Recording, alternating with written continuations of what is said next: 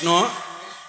এইখিনিলৈকে কৃষ্ণ আৰু উদ্ধৱৰ মাজৰ সংলাপৰ জৰিয়তে আমাক কি ক'ব বিচাৰিছে? ইয়াৰ পৰা আমি জানিবলগীয়া, বুজিবলগীয়া, শিকিবলগীয়া, আমাৰ সমাজক, আমাৰ পৰিয়ালবৰ্গক, আমাৰ উঠি অহা প্ৰজন্মক ইয়াৰ পৰা, এই আলোচনাৰ মাজৰ পৰা আমি শিকাবলগীয়া দিশ কি আছে, মই তাৰ ওপৰত আলোচনা কৰিম। এই আলোচনাত যদি কিবা সংশয় থাকে প্ৰশ্ন কৰি সংশয়টো দূৰ কৰিব। এতিয়া ইয়াত কৈছে, উদ্ধৱক যেতিয়া ক'লে যে তোমাক মই যিখিনি জীৱনশৈলীৰ প্ৰয়োজনীয় দিশ সকলো মই ক'লোঁ, এতিয়া এই কথাখিনি শুনাৰ পিছত তোমাৰ অনুভৱটো মোক কোৱা। তেতিয়া উদ্ধৱে কৈছে, কৃষ্ণৰ সিদ্ধান্ত শুনি উদ্ধৱে সুধন্ত দুনাই শুনা প্ৰভু জগতৰ বাপ। যে তুমি মোৰ কথাখিনি শুনা। জানিলোঁ সন্তৰ সংগে তোমাতো ভকতি কৰি এৰাই তেবে সংসাৰৰ তাপ।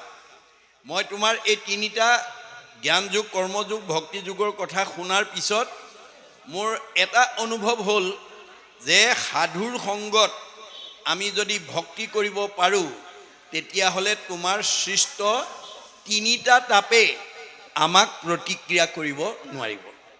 এই কথাটো বুজি পালে দেই, যে আমি ভক্তি নকৰিলে আমাৰ কোনো পাৰ্থিৱ ধন, টকা পইচা, গাড়ী মটৰ, পকা ঘৰ দুৱাৰে আমাক তিনিটা তাপৰ পৰা মুক্ত কৰিব নোৱাৰে। পাৰ্থিৱ ধন, টকা পইচাই আমাক ভগৱন্তৰ সৃষ্ট তিনিটা তাপৰ পৰা মুক্ত কৰিব নোৱাৰে। সেইকাৰণে মহাপুৰুষে কৈছে, আন যত সবে মিছা।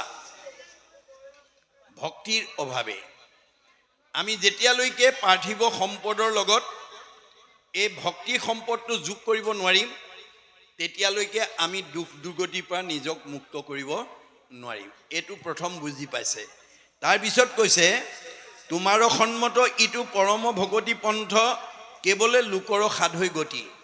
যে তুমি কৈছা যে ভক্তি কৰিলেহে জীৱৰ সদগতি হ'ব, কিন্তু বেদে ফুৰে গাই জ্ঞান বিনে গতি নাই। আকৌ শুনি ভ্ৰমৈ মূৰমতি। কিন্তু বেদে কৈছে জ্ঞানৰ বিনে গতি নাই, আৰু তুমি কৈছা ভক্তিৰ বিনে গতি নাই। গতিকে দুয়োটা পথৰ মাজত এটা বিপৰীত ধৰ্মী ভাৱ প্ৰকাশ পাইছে। গতিকে আকে শুনি ভ্ৰমৈ মূৰমতি, এই দুটা ভন ভাৱৰ কথা শুনাৰ লগে লগে মোৰ মনটো ভ্ৰম হৈ গৈছে যে কোনটো সঁচা, কোনটো মিছা। কতো বোলে কৰ্ম কৰা, কতো বোলে পৰিহৰা। কোনোবাই কয় তপ জপ যাগযজ্ঞ কৰিবা, আৰু কিছুমানে কয় নকৰিবা। মিলে আত মনত সংশয়, যে মোৰ মনত সংশয় হৈছে। তুমি বিনে নাহি আন, তুমি শিৱ সৰ্বজান, বুজাই ইটো কহিও নিশ্চয়। তুমি সকলোৰে অন্তৰৰ কথা জানা আৰু তুমি সৰ্বজ্ঞ। গতিকে মোৰ মনৰ সংশয়টোৰ প্ৰতি তুমি মোৰ মনৰ সংশয় দূৰ হোৱাকৈ উত্তৰটো মোক দিয়া। সংসাৰ গৰ্তত ইটো পৰি আছে, পৰিল সমস্ত লোক, তাতে দংশিল এক কালো সাপে। আজি আমি পকা ঘৰৰ তলত আছোঁ। আন্ধাৰ হোৱাৰ লগে লগে লাইট জ্বলি উঠিছে, গৰম উঠাৰ লগে লগে ফেন ঘূৰিছে। আমি ধুনীয়া পৰিৱেশত আছোঁ, দামী পোছাক পিন্ধিছোঁ, দামী আহাৰ খাইছোঁ। আমি ভাবিছোঁ মনতে আমাতকৈ সুখী, আমাতকৈ ধনী আৰু দ্বিতীয় নাই। কিন্তু আমাৰ ভাগৱতৰ যোগেদি মহাপুৰুষ শংকৰদেৱে কৈছে, নহয়, আমি সকলো এটা গাঁতত সোমাই আছোঁ। ধনী, দুখীয়া, জ্ঞানী, শিক্ষিত, অশিক্ষিত সকলো আমি ক'ত সোমাই আছোঁ? এটা গাঁতত সোমাই আছোঁ। আমাৰ গাঁতটোৰ নাম কি? সংসাৰ গৰ্তে পৰি আছে লোক, মোহত অন্ধ, নেৰাই দুখ সুখ, কাল ভুজংগে দংশিল ঐ প্ৰাণ, কৃষ্ণ বিনে কোনে কৰিবে ত্ৰাণ। যে আমি প্ৰত্যেকে এটা গাঁতত সোমাই আছোঁ। আমাৰ গাঁতটোৰ নাম হৈছে সংসাৰ গাঁত। ইয়াত আমাৰ কি হৈছে? কাল নামৰ সাপটোৱে ৰাতিপুৱা শুই উঠাৰ পৰা গধূলা খোৱালৈকে, ৰাতিপুৱা উদয় হৈ সূৰ্য অস্ত যোৱাৰ লগে লগে আমি প্ৰত্যেকেই এটা এটা দিন মৃত্যুৰ ফালে আগবাঢ়ি গৈ আছোঁ। কাল ভুজংগে দংশিল ঐ প্ৰাণ, কৃষ্ণ বিনে কোনে কৰিবে ত্ৰাণ। এই মানে কাল সাপৰ পৰা আমাক ভগৱন্তৰ বিনে আনে কোনে উদ্ধাৰ কৰিব। গতিকে পৰম কৃপায়ে আবে বাক্য অমৃতক সিঞ্চি উদ্ধাৰিও জগতৰ বাবে। তুমি এতিয়া অমৃতময় কথা কৈ এই বিপদৰ পৰা মোক উদ্ধাৰ কৰা। তোমাৰ মুখৰ বাণী জানিয়া হেনবা ধৰৈ কৰৈ তৰৈ ইটো দুৰ্ঘোৰ সংসাৰ। গতিকে ভগৱন্তৰ মুখৰ বাণীয়ে হৈছে বেদ, ভাগৱত। ভাগৱত হৈছে ভগৱন্তৰ মুখৰ বাণী। পদ্মকল্পত 4 শ্লোকত ব্ৰহ্মাক এই ভাগৱত কৈছিল। ব্ৰহ্মাই 6 শ্লোকত নাৰদক ক'লে, নাৰদে 8 শ্লোকত ব্যাসক ক'লে, ব্যাসে 10 শ্লোকত শুকক ক'লে, শুকে 12 শ্লোকত পৰীক্ষিতক কোৱা ভাগৱত আজি আমি ৰভাৰ তলত শুনি আছোঁ, বৰা আইৰ ৰভাৰ তলত শুনি আছোঁ। গতিকে জ্ঞান বিজ্ঞান তদং ৰহস্য জাতি দ্ৰব্য গুণ ক্ৰিয়া মায়া তৰণ জীৱ ঈশ্বৰ, এই 12 স্কন্ধ ভাগৱত। ও নমো ভগৱতে বাসুদেৱায়, এই 12টা অক্ষৰত 12 স্কন্ধ ভাগৱত আমাক ঈশ্বৰৰ মুখৰ বাণী। ঈশ্বৰৰ মুখৰ বাণীক কি বুলি কোৱা হয়? বেদ। যাক বেদ কহে সেইটো ঈশ্বৰৰ সাক্ষাৎ, ঈশ্বৰৰ শুনতে যিটো হুয়া আছে যাত। ভাগৱত ঈশ্বৰৰ মুখৰ বাণী। গতিকে ই শাশ্বত, ই সনাতন। মানুহ থকালৈকে, পৃথিৱী থকালৈকে এই ভাগৱতৰ কথা আমাৰ আখৰে আখৰে মিলি থাকিব। সেইকাৰণে ভাগৱতৰ কথাখিনি আমি শুনিব লাগিব আৰু আমি জন্ম দিয়া ল'ৰা ছোৱালীক শুনাব লাগিব, জীয়াৰী বোৱাৰীক শুনাব লাগিব। আমি যদি ভাগৱতৰ কথাৰ পৰা তেওঁলোকক বঞ্চিত কৰি ৰাখোঁ, আপুনি বিচৰা শান্তি নাপাব। আপুনি জন্ম দিয়া ল'ৰাটোৱেও হয়তো আপোনাক শ্ৰদ্ধা নকৰিবও পাৰে। যাৰ কাৰণে আজি বহুত কোৱালিফাইড ল'ৰা ছোৱালীয়ে, বহুত উচ্চপদস্থ বিষয়ত চাকৰি কৰা সন্তানে আনতো দূৰৰ কথা নিজৰ বৃদ্ধ পিতৃ মাতৃক সেৱা শুশ্ৰূষা মৰম চেনেহ কৰাৰ বিপৰীতে বৃদ্ধাশ্ৰমলৈ পঠাই দিছে। কিন্তু আমাৰ প্ৰত্যেকৰ ঘৰতে যদি এই ভাগৱত চৰ্চা হয়, আমাৰ ঘৰলৈ তেনেকুৱা জীৱ আহিব নোৱাৰিব। কাৰণ ভাগৱতত কৈছে, যিটো পিতৃ মাতৃ জন্মিলেক দেহ পুহিলেক অনুদিন শতেক বৎসৰে সিটো পুত্ৰে তাৰ খুজিবে নপাৰে ঋণ। যি মাক দেউতাই জন্ম দি আমাক এই বিচ্ছ সংসাৰ দেখালে, আমাৰ মানৱ জীৱনৰ 100টা বছৰত আমি সেই পিতৃ মাতৃৰ ঋণ পৰিশোধ কৰিব নোৱাৰোঁ। ভাগৱতৰ দৰ্শন নজনাৰ কাৰণে পুত্ৰ হুয়া যিটো পিতৃক নোপোষৈ দুৰ্জন আতি আবাতি তাহাৰ মাংসক তাকে খুৱাবয় জমৰ কিং কৰে কাটি।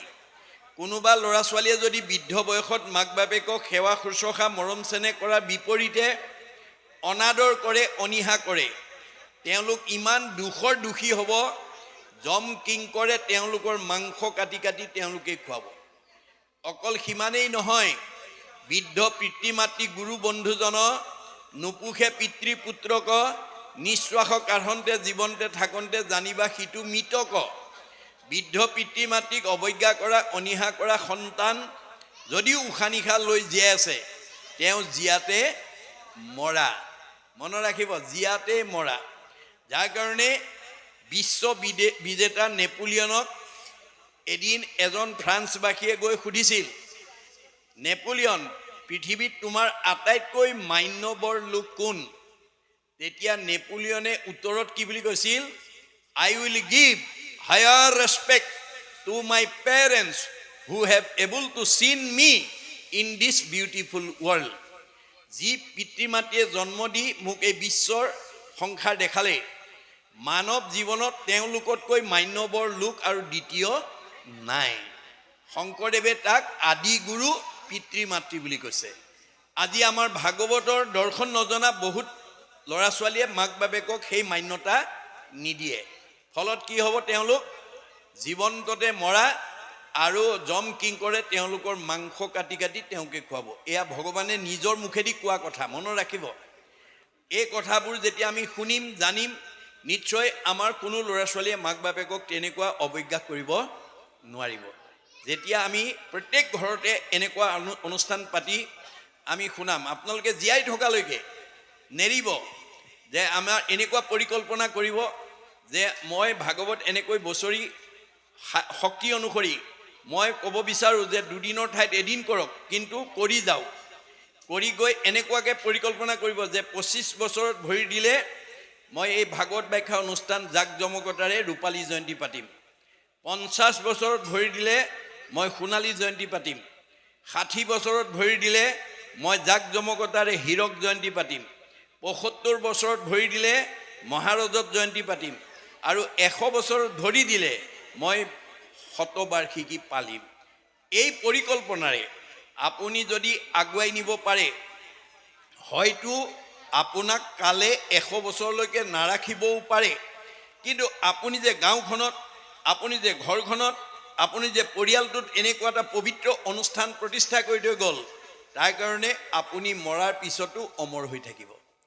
আমাৰ একাদশ স্কন্ধ ভাগৱতত কৈছে, কৃষ্ণ বৈকুণ্ঠ প্ৰায়ণ হোৱাৰ লগে লগে গোটেই দ্বাৰকা নগৰখন সাগৰত ডুব গ'ল, কিন্তু আজি কুপতি সেই সাগৰৰ মাজত ৰুক্মিণী মন্দিৰটো জিলিকি আছে, আৰু সেই মন্দিৰটো চাই অহা ভকতো আমি লগ পাইছোঁ।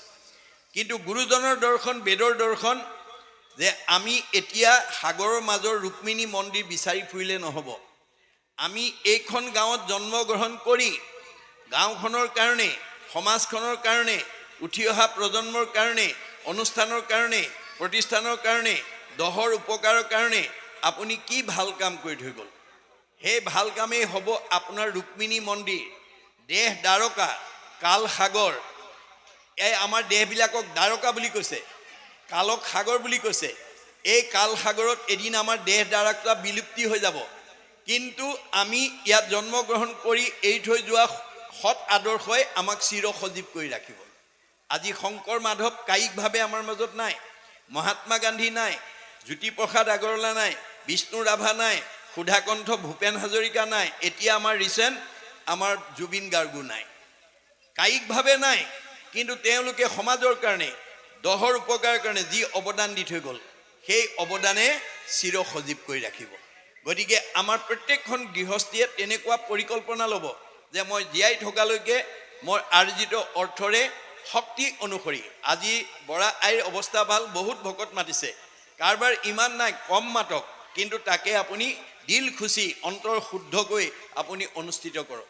হৰিৰ মূৰ্তিক হৰি ভক্তক দেখিবা, শক্তি অনুৰূপে তাৰ প্ৰীতি আচৰিবা, সমস্ত ভূততে আছে ভগৱান, সেই ভাবি সবাকো কৰিবা বহুমান। সকলোতে ভগৱান আছে, কিন্তু মূৰ্তিমন্ত হৈ ভকতত আছে। ভকতৰ পদধূলি পৰাৰ লগে লগে ঘৰখন পবিত্ৰ হয়, আৰু যাৰ ঘৰত ভকতৰ পদধূলি নাই সি অপবিত্ৰ। যাহাৰ গৃহত নুহি উপগত, একান্ত হৰি ভকত, তাৰ গৃহ ছয় সৎপৰ আলয় মহন্তৰ ইটো মত। এয়া মানে পৃথু প্ৰভুৱে নিজ মুখেদি কৈছে, অৱতাৰী পুৰুষ। এই কথাবোৰ আমি জানিব লাগিব, বুজিব লাগিব আৰু বুজাব লাগিব। আমাৰ উঠি অহা প্ৰজন্ম কেৱল জীৱনশৈলীৰ কথা কৈ আছে, নীতিৰ কথা কৈ আছে। গতিকে ইয়াত 8 প্ৰকাৰ সদাচাৰ মই অলপ আগতে আলোচনা কৰিছিলোঁ, যে 8 প্ৰকাৰ সদাচাৰ। প্ৰথম সদাচাৰটো হৈছিল কায়ৰ সদাচাৰ, প্ৰাণ দান ৰক্ষণত। আজিৰ দৰে অনুষ্ঠানত আপুনি অকণমান সহায় কৰি দিব, তেতিয়া আপোনাৰ অক্ষয় পুণ্য হ'ব। গতিকে বাক্যৰ সদাচাৰ, সত্যপ্ৰিয় হিত। মনৰ সদাচাৰ, প্ৰত্যেকৰ প্ৰতি দয়া প্ৰেম কৰোণা ৰাখিব। গমন সদাচাৰ, আমাৰ ভৰিকেইটা ভগৱানে যাবলৈ দিছে, সংঘ অনাসংঘ বামুণীয়া কীৰ্তনীয়া সত্ৰ সমাজ বুলি নহয়, মানুহ মাত্ৰেই পৃথিৱীৰ সকলো মানুহকে ভগৱানে ভৰি দুখন দিছে। কিহৰ কাৰণে? যাবৰ কাৰণে। ভৰি দুখন যাবৰ কাৰণে দিলে বুলিয়েই অগম্যা গমন কৰিলে নহ'ব। গতিকে আমি কলৈ যাব লাগিব, কলৈ যাব নালাগিব, ভাগৱতত নিয়ম বান্ধি থৈছে। প্ৰথম আমি কলি থকা ঠাইলৈ যাব নালাগিব। আমাৰ পৰিয়ালৰ কোনো সদস্য যাতে কলি থকা ঠাইলৈ নাযায়। কলি ক'ত আছে? পৰীক্ষিতে কলিক নিগ্ৰহ কৰোঁতে 4টা থান দিছে। নৃপতি বুলন্ত কলি তোক দিলো স্থান, জৈত খেলে জোৱা পাশা কৰে মদ্যপান। স্ত্ৰী পঞ্চ সোণা গৃহস্থৰ থাকে জৈত, এই 4 স্থানত দিলো বংশ গয়াতৈত। এই 4টা ঠাইত কলি থাকে। মদ ভাং খোৱা, জোৱা পাশা খেলা, পৰস্ত্ৰী আসক্ত, হিংসা ধৰ্ম। এই ঠাইলৈ যাতে আমাৰ কোনো সদস্য যাব লগা নহয়, তাৰ প্ৰতি দৃষ্টি ৰাখিব লাগিব। দ্বিতীয় এটা বেৰা মাৰি দিছে, কি? অন্য দেৱী দেও নকৰিবা সেও, এখন বেৰ। গৃহু নপহিবা তাৰ, 2খন বেৰ। মূৰ্তিকো নাচাইবা, 3খন বেৰ। প্ৰসাদো নাখাইবা, 4খন বেৰ। এই 4টা বেৰৰ মাজত আমাৰ জীৱটোক যদি ৰাখিব পাৰোঁ, এতিয়া ভক্তি পূৰ্ণ কৰি মুক্তি পাব পাৰিব। যদি আপুনি বেৰ ভাঙি যায়, আপুনি বাৰীত যদি চাৰিওফালে বেৰা দি কিবা শস্য কৰে কোনো জীৱ জন্তুৱে অনিষ্ট কৰিব নোৱাৰে। যদি এখন বেৰ নিদিয়ে বা ভাগি যায় সেইফালে দিয়ে সোমাই অনিষ্ট কৰিব। ঠিক তেনেকৈ আমাৰ দেহত থকা জীৱটো যদি বেদে কোৱা ভগৱানে কোৱা চাৰি বেৰৰ মাজত ৰাখিব পাৰোঁ, ই কোনো বিকাৰগ্ৰস্ত হ'ব লগা নহয়। ই সুস্থভাৱে জীয়াই থাকোঁতে শান্তি আৰু মৰিলে সদগতি পাব। যদি আপুনি বেৰ ভাঙিছে আপোনাৰ জীৱই শাস্তি পাব। আপুনি কৰা ভুলৰ ফল ভোগ নকৰাকৈ আপুনি জীয়াই ইয়াৰ পৰা ওলাই যাব নোৱাৰে। না ভুক্তং ক্ষতে কৰ্ম কল্প কৌটিশৰ্তে অপি অৱশ্যমেব ভুক্তইবম কীট কৰ্ম শুভাশুভম। আপুনি মইনো কোন? ধৃতৰাষ্ট্ৰই পুণ্যৰ বলত 100 জন্মলৈকে ক'ব পাৰে। এদিন কৃষ্ণক প্ৰশ্ন কৰিলে, বোপা কৃষ্ণ, মই 100 জন্মলৈকে কোনো পাপ কাম কৰা মনত নাই, তথাপিতো মই এই জন্মত অন্ধ হৈ জন্ম ল'ব লগা হ'ল আৰু মোৰ জীৱন্ততে 100টা পুত্ৰৰ মৃত্যুৰ যান্ত্ৰণা শুনিব লগা হ'ল। ইয়াৰ কাৰণ কি? এতিয়া কৃষ্ণই হাঁহি পেলাই ক'লে, পেহাদেউ তুমি 100 জন্মলৈকে ক'ব পাৰা? বোলে হয় 100 জন্মলৈকে ক'ব পাৰোঁ। আদ্য অতি পিছৰ জন্মটোৰ কথা বোলে সেইটো মই ক'ব নোৱাৰোঁ। অৰ্থাৎ আমাৰ পুণ্যৰ এটা পৰিসীমা আছে। আমাৰ যিমান বেছি পুণ্য লৈ আহিব সিমান বেছি দূৰদৰ্শী, বেছি সহনশীলতা, ক্ষমা গুণ আদি সৎগুণবিলাকৰ কথা তেওঁৰ গাত প্ৰতিফলিত হ'ব। আপোনালোকে নিজৰ ঘৰখনত থকা সদস্যসকলৰ ভিতৰতে কোন বেছি পুণ্যৱান, কোন মধ্য পুণ্যৱান, কোন কম পুণ্যৱান আপোনালোকে পৰীক্ষা কৰিব পাৰে। আপোনালোকৰ সদস্যসকলৰ ঘৰখনত থকা সদস্যসকলৰ ভিতৰত যাৰ দূৰদৰ্শিতাটো বেছি, যাৰ সহনশীলতা বেছি, যাৰ ক্ষমাগুণ বেছি, তেওঁ সকলোতকৈ পুণ্যৱান। যাৰ কথা ক'লে খং উঠে, যাৰ কথা ক'লে জেদ আহে, সেইজন কম পুণ্যৱান। মনত ৰাখিব কথাটো। গতিকে পুণ্যৰ অনুপাতেহে আপুনি সৎগুণৰ অধিকাৰী হ'ব পাৰিব। ধৃতৰাষ্ট্ৰই 100 জন্মলৈকে ক'ব পাৰিছিল, কিন্তু তাৰ আগৰ জন্মটো ক'ব নোৱাৰে। তেওঁ পুণ্যই 100 জন্মলৈকেহে জাতিস্মৰ শক্তি পাইছিল। 100 জন্মৰ পিছৰ জন্মটোৰ কথা তেওঁ ক'ব নোৱাৰে। তেতিয়া কৃষ্ণই হাঁহি পেলাই ক'লে, পেহাদেউ তুমি 100 জন্মৰ পূৰ্বতেও ৰজাই আছিলা। এদিন মৃগয়া কৰিবৰ কাৰণে সৈন্য সামন্ত লগত লৈ এখন অতব্য অৰণ্যত উপস্থিত হ'লা। তুমি অৰণ্যত প্ৰৱেশ কৰাৰ লগে লগে তোমাৰ চকুৰ আগত এটা নুদুকা পহু দেখা পালা। পহুটো দেখা পোৱাৰ লগে লগে তোমাৰ লোলুপ দৃষ্টি ইমান বৃদ্ধি হৈ গ'ল যে সৈন্য সামন্তলৈ অপেক্ষা নকৰি তুমি নিজেই ধনুত গুণ দি তোনৰ পৰা শৰ উলিয়াই লৈ পহুটো শৰবিদ্ধ কৰিবৰ কাৰণে খেদি গ'লা। পহুটোৱে উমান পাই নিজৰ জীৱন বচাবৰ কাৰণে বিদ্যুৎ বেগেৰে অৰণ্যৰ মাজলৈ দৌৰ মাৰিলে। তুমি পিছে পিছে খেদি নিলা। খেদি নি অতব্য অৰণ্যৰ মাজমজিয়াত প্ৰৱেশ কৰিলা। শীতকাল আছিল, বেলি ডুবিল, অন্ধকাৰ হ'ল। তুমি পহু মাৰিব নোৱাৰিলা, বাট পথ হেৰুৱালা আৰু লগৰ সৈন্য সামন্ত বহুত দূৰতে এৰি থৈ আহিলা। অৱশেষত উপায়ন্তৰ হৈ এজোপা বৰগছ মুখৰ আগত দেখা পাই তাৰ তলতে গৈ তুমি কপি কপি বহিলা। তুমি যিজোপা বৰগছৰ তলত কপি কপি বহিলা তাত এহাল কপৌ চৰাই পোৱালিসহ বাস কৰি আছিল। তোমাৰ কপি থকা অৱস্থাটো দেখি কপৌজনীয়ে কপৌটোক কৈছিল, হেৰা স্বামী, যিজন অতিথি আজি আমাৰ গৃহত আহি কপি কপি বহি আছে সেইজন আমাৰ দেশৰ ৰজা আৰু আমি তেওঁৰেই প্ৰজা। দৈবাত তেওঁ আজি আহি আমাৰ গৃহত অতিথিৰূপে দেখা দিছে আৰু বৰ্তমান তেওঁ জাৰত কম্পমান হৈ আছে। তুমি অনতি পলমে তেওঁক অকণমান জুইৰ ব্যৱস্থা দিয়া। ভাৰ্যাৰ আহ্বান শুনি কপৌটো উৰা মাৰি গৈ পাহাৰৰ দাঁতিত গছে গছে ঘঁহনি খাই জুই লগা অৰ্ধদগ্ধ অগ্নি টুকুৰা এটা আনি তোমাৰ সন্মুখত পেলাই দিলে। তুমি জুইকণ পোৱাৰ লগে লগে আনন্দ মনেৰে শুকান জাবৰ জোঁথৰ গোটাই দপ দপকৈ জুই ফুৱালা। তোমাৰ জাৰ নিবাৰণ হ'ল, কিন্তু দিনটো যে পহুৰ পিছত দৌৰি ফুৰিছিলা তোমাৰ ভোক অনুভৱ হ'ল। তোমাৰ ভোক অনুভৱ হোৱা দেখি কপৌজনীয়ে পুনৰ কপৌটোক কৈছিল, স্বামী, তুমি অতিথিৰ এটা সৎকাৰ কৰিলা, বৰ্তমান তেওঁ ভোকত আতুৰ হৈ আছে। অনতি পলমে তুমি তেওঁক এটা ফল মূলৰ যোগান ধৰা। তেতিয়া কপৌটোৱে কৈছিল, হে ভাৰ্যা, ইমান মধ্যম ৰাতি, ইমান অন্ধকাৰ ৰাতি মই কোনোপধ্যে তেওঁক ফল মূলৰ যোগান ধৰিব নোৱাৰোঁ। তেতিয়া ভাৰ্যাই ক'লে, তেনেহ'লে স্বামী, তুমি এই পোৱালিকেইটাৰ তত্বাৱধান ল'বা। মই নিজৰ জীৱন বিসৰ্জন দি হ'লেও অতিথি সৎকাৰ কৰোঁ, এই বুলি মৃত্যুৰ ফালে আগবাঢ়ি যোৱাৰ লগে লগে কপৌটোৱে বাধা দি ক'লে, ৰ'বা ৰ'বা ভাৰ্যা, পৃথিৱীত যদি আটাইতকৈ ডাঙৰ বস্তু আছে পুত্ৰৰ প্ৰতি মাতৃৰ স্নেহ, তুমি এগৰাকী মাতৃ হিচাপে পুত্ৰ স্নেহত আপ্লুত হৈ যেনেধৰণে পোৱালীকেইটা তত্বাৱধান ল'বা, মই পিতৃ হিচাপে তত্বাৱধানৰ অভাৱত যদি কোনো পুত্ৰ মৃত্যুৰ মুখত পৰে তাৰ দুখৰ ভাগী মই হ'ম।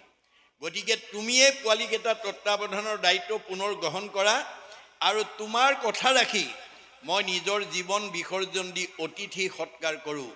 এই বুলি পেহাদেউ তুমি ফুৱাই থকা জুইকুৰাত মধ্যম ৰাতি কপৌটো জাপ মাৰি পৰি দিলে।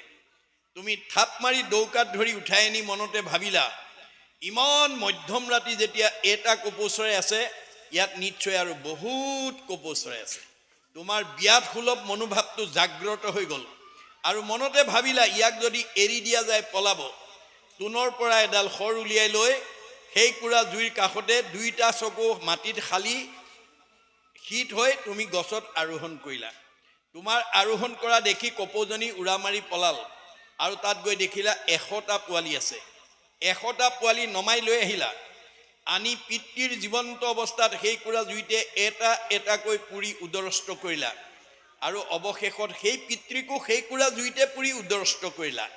তুমি 100 জন্মৰ পূৰ্বত যি কৃতজ্ঞ কৰ্ম কৰিলা, অৰ্থাৎ উপকাৰী অপকাৰ কৰিলা, বিগত 100 জন্মত তুমি ধুই নিকা কৰিব নোৱাৰিলা, যাৰ কাৰণে তুমি এই জন্মত অন্ধ হৈ জন্ম ল'ব লগা হ'ল, আৰু তুমি জীৱন্ততে 100টা পুত্ৰৰ মৃত্যুৰ যান্ত্ৰণা শুনিব লগা হ'ল। না ভুক্তং ক্ষতে কৰ্ম কল্প কৌটি শৰ্তয়পি অবশ্যমেব ভুক্তইবম কৃত কৰ্ম শুভা শুভম। গতিকে আমাৰ কৰ্মৰ দুটা ভাগ, এটা ভাল আৰু এটা বেয়া। ভাল কাম কৰিলে ভাল ফল, বেয়া কাম কৰিলে বেয়া ফল। আমি কোটি জন্মত হ'লেও ভোগ কৰি নোযোৱাকৈ ইয়াৰ পৰা ওলাই যাব। ধৃতৰাষ্ট্ৰই যদি 100 জন্মত কৰা কৃতজ্ঞ কৰ্মৰ ফল 100 জন্মত ভোগ কৰিব লগা হৈছে, আপুনি মই এই জন্মত যদি নিজৰ স্বাৰ্থৰ কাৰণে, নিজৰ তৃপ্তিৰ কাৰণে যদি তেনে কৰ্ম কৰোঁ, আমি জানো সাৰি যাব পাৰিম? এই কথা আমি অনুভৱ কৰিব লাগিব, উপলব্ধি কৰিব লাগিব দেই। উপলব্ধিয়ে সংস্কাৰ কৰে। আমাক প্ৰত্যেককে এটা এটা প্ৰতিভা দি পঠিয়াইছে, কিন্তু দাৰ্শনিক পণ্ডিতে কৈছে ভগৱন্তৰ প্ৰদত্ত প্ৰতিভাটো তুমি প্ৰণালীবদ্ধ প্ৰয়োগৰ দ্বাৰা বিজ্ঞানলৈ উত্তৰণ কৰিবলৈ শিকিবা, আৰু বিজ্ঞানটোক উপলব্ধিৰ দ্বাৰা দৰ্শনলৈ উত্তৰণ কৰিবলৈ শিকিবা। দৰ্শনটোক উপলব্ধিৰ দ্বাৰা তুমি ধৰ্মত নি যদি প্ৰতিষ্ঠা কৰিব পাৰা, তেতিয়া ধৰ্ম ৰক্ষতি ৰক্ষিত, তেতিয়া তোমাক ধৰ্মই সেই প্ৰতিভাটোৱে তোমাক ৰক্ষা কৰিব। ধৰ্ম এইবোৰ হতুহন্তি, যদি তুমি ধৰ্মত প্ৰতিষ্ঠা কৰিব নোৱাৰা, তোমাৰ ভগৱন্তৰ প্ৰদত্ত প্ৰতিভাই তোমাক কেতিয়াও ৰক্ষণাবেক্ষণ দিব নোৱাৰিব। সেইকাৰণে দাৰ্শনিক পণ্ডিতে কৈছে systematic knowledge is science, realise science is philosophy, realise philosophy is religion, religion is the highest sense of philosophy.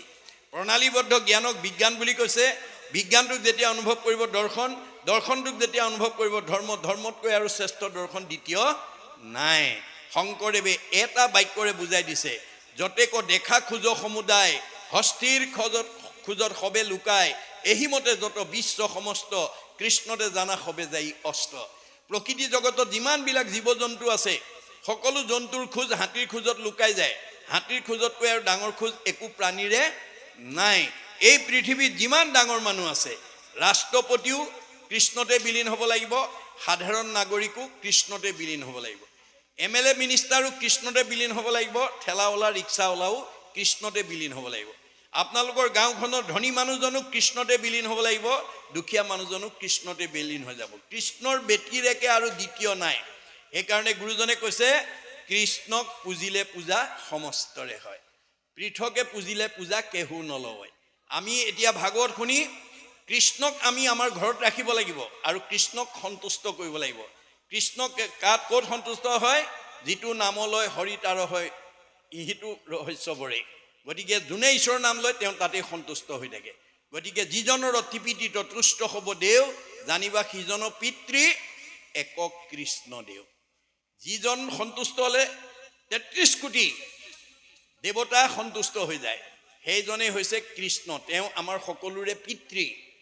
আমি সেই পিতৃক কেনেকৈ পুজিব লাগিব? সেই কৃষ্ণ পুজিবে দ্ৰব্য লাগে মাত্ৰ নাম, তেবে নৰে লভে ধৰ্ম মুখ্য অৰ্থ কাম। তেতিয়া চতুৰ্বৰ্গ সাধনে যাব। নাম কাৰো পৰা ধাৰ কৰিব নালাগে। হিয়াৰ মাজে নামৰ ভাণ্ডাৰ, মুখে বাজ হয়। হাজাৰ নাম পুঞ্জীভূত হৈ আছে, এটা নাম গাবলৈ যত্ন কৰক।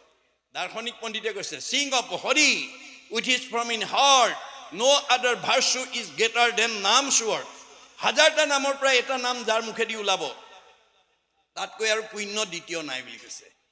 আমাৰ প্ৰত্যেকৰ মুখতে যাতে ঈশ্বৰৰ নাম এটা ওলায়, গায়, কয়, তাৰ প্ৰতি আমি গুৰুত্ব দিব লাগিব। আমাৰ ভাগৱতে সেই নিয়ম শিকাই আছে, নিয়মৰ কথা কৈ আছে দেই। গতিকে এয়া হৈছে গমন সদাচাৰ, শৌচ সদাচাৰ, মাটি পানী লৈ পৰিষ্কাৰ হ'ব লাগিব, গা পা ধুব লাগিব।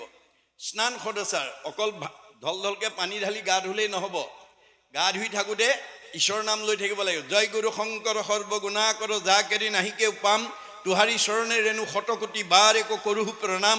দৰশিত সুন্দৰ গৌৰ কলেবৰ জৈচন সুৰপুৰ কাষ, সকলো সভাসদ ৰঞ্জন জাকেৰি দৰ্শনে পাপ বিনাশ।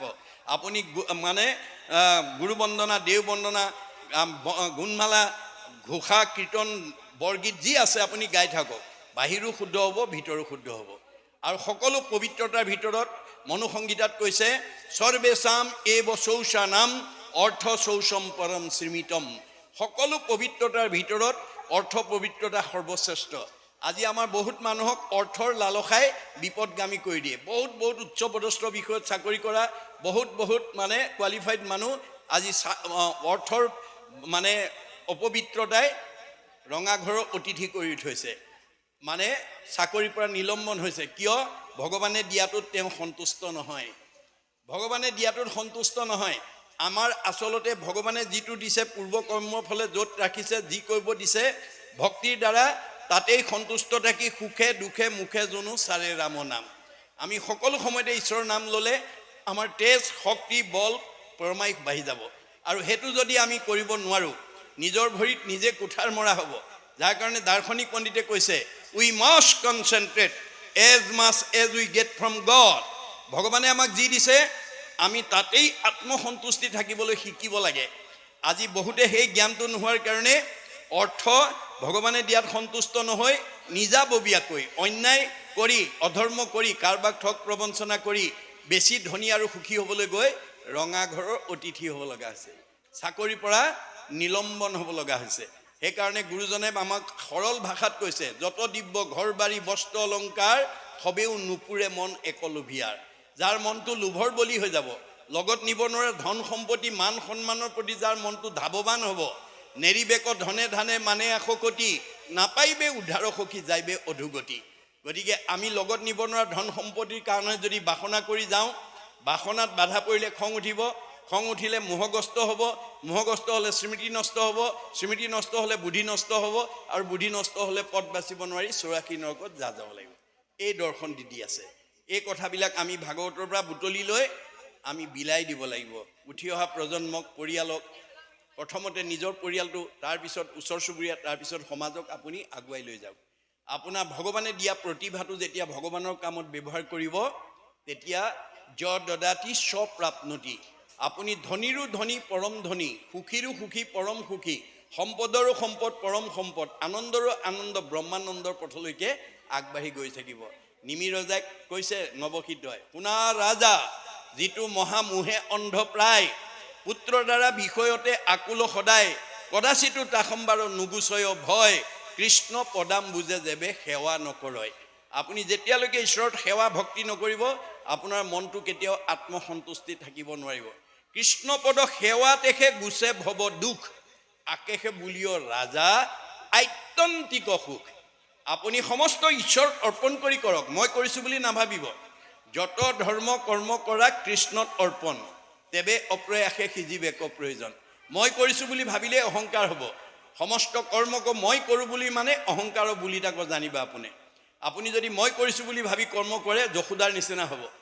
যশোদাই দধি বান্ধ ভঙাৰ অপৰাধত কৃষ্ণক ধৰি আনি উৰালত বান্ধিব বিচাৰিছিলে আৰু ভাবিছিলে মই বান্ধিছোঁ, মোৰ পুত্ৰক বান্ধিছোঁ। কিন্তু ৰাজভঁৰালৰ সকলো জৰি জোৰা দিয়ে, দুৱাঙুলে নাটে, আকৌ জোৰা দিয়ে, দুৱাঙুলে নাটে।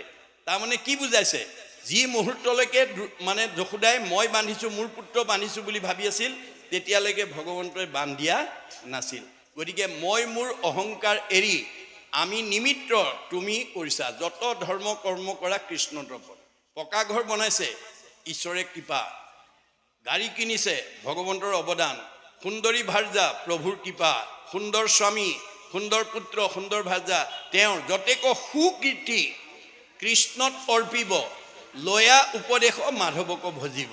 আমাৰ ভাগৱতে আমাক নিয়ম শিকাই দিছে যে আপুনি পৃথিৱীত মানুহ জন্ম লৈ যিমানবিলাক সুকীৰ্তি অৰ্জন কৰিছে চব ঈশ্বৰৰ প্ৰদত্ত বুলি ভাবিলেই আপুনি বাচি গ'ল।